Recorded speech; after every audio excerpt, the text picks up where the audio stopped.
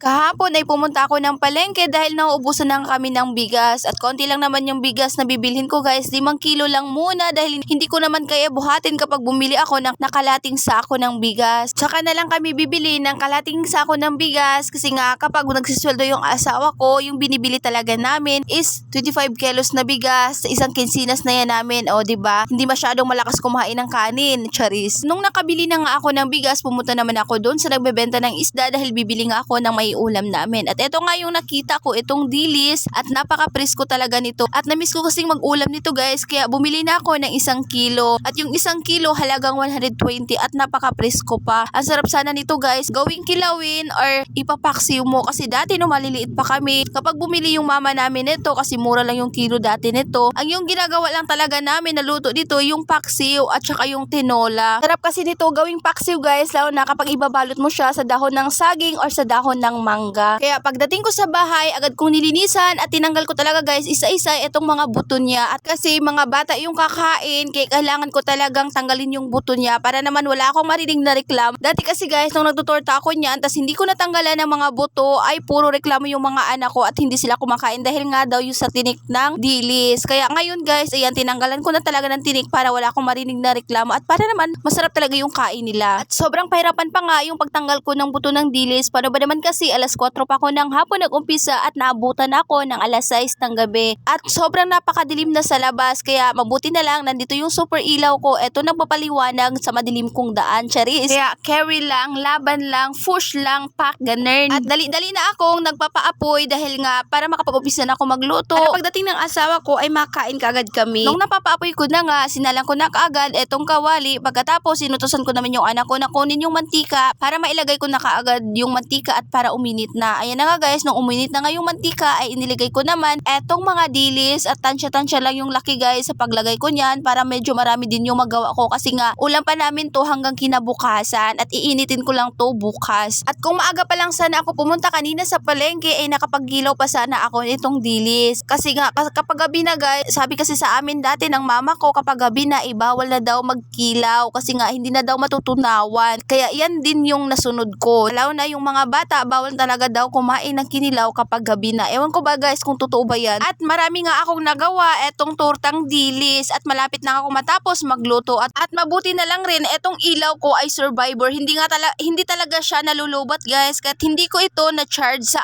araw dahil nga umulan dito kanina. At malapit na rin akong matapos magluto at sobrang napakainit talaga ng kamay ko dyan. Paano ba naman kasi ang lakas-lakas talaga ng apoy. At ayan na nga guys, luto ng ating tortang dilis. Napakasarap nito guys. At habang nagbo-voice over ako, talagang natatakam pa rin ako dahil na sobrang sarap talaga nito. At masarap sana to kapag merong ketchup kaso nga lang, wala na tayong budget dyan. And that's it for this video.